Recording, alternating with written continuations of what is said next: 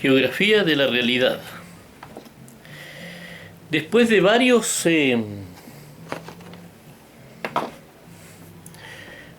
gobiernos,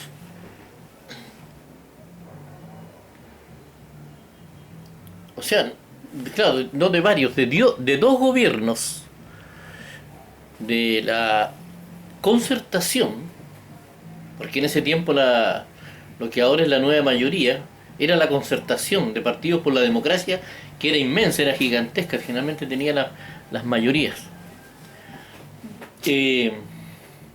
Había gobernado el señor Patricio Elwin en su primer gobierno y después el señor Eduardo Frei Ruiz-Tagle,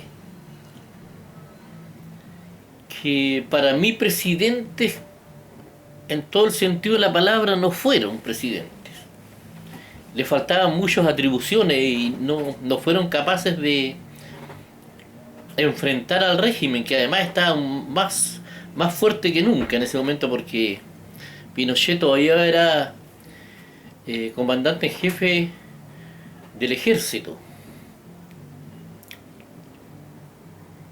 Entonces, y además que no tenían la valentía que tenía el señor Lago, eran más temerosos. Entonces hay muchas cosas que no podían hacer, entre ellas la más, se puede decir, la que más mutilaba el cargo de presidente es el hecho de que ellos no podían ni siquiera cambiar a los generales que estaban en las Fuerzas Armadas. Es más, al señor Frei había empezado a ser gobernado por el ejército. Tanto es así que lo obligaron a ir a detener una investigación por los pinocheques.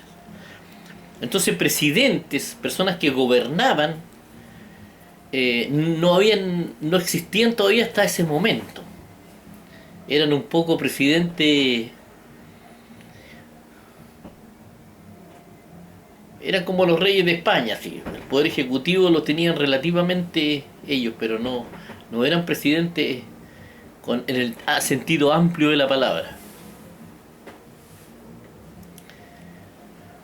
El señor Ricardo Lagos fue el primer presidente, porque él se ganó la presidencia no solamente en una votación muy reñida, sino que se tuvo que ganar la presidencia real, porque él enfrentó al poder del ejército por segunda vez.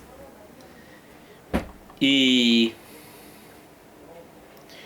existía la Constitución tenía una figura legal que se llamaba COSENA, que era una institución que consistía en las cuatro ramas de las Fuerzas Armadas, que podían obligar, según la Constitución, al presidente a detener investigaciones, como lo hicieron con Frei, o a poner como problema de seguridad de Estado las cosas que a ellos se le ocurrieran, como lo hicieron con los problemas que tenía el hijo de Pinochet con la justicia.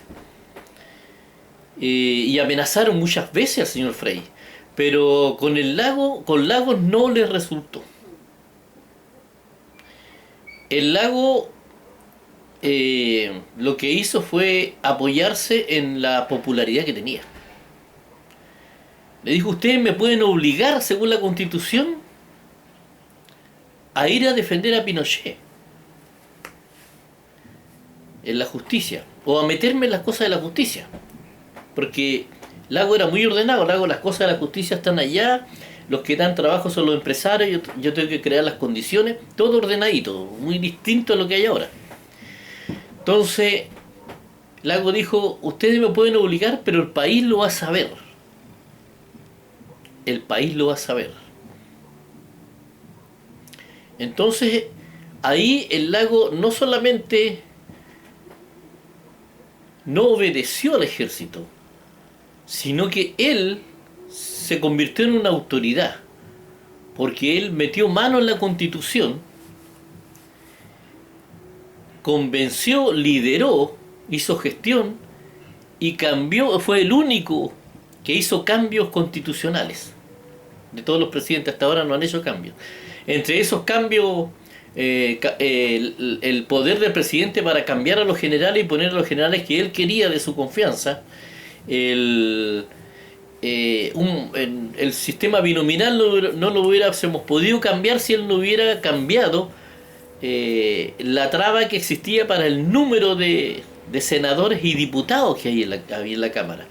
También terminó con los senadores designados, eran senadores que había puesto Pinochet a dedo, que él los había elegido, no habían sido elegidos por el pueblo.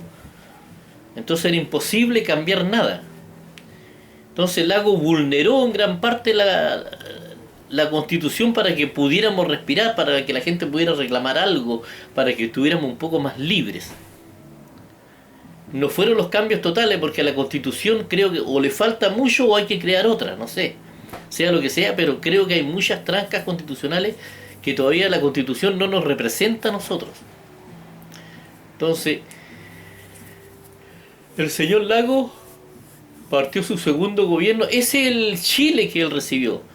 Un Chile donde el ejército amenazaba a los presidentes.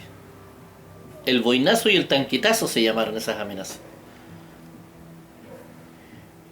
Ese es el Lago, el país que recibió el Lago, y les voy a mostrar el país que entregó el señor Ricardo Lagos. Geografía de la realidad.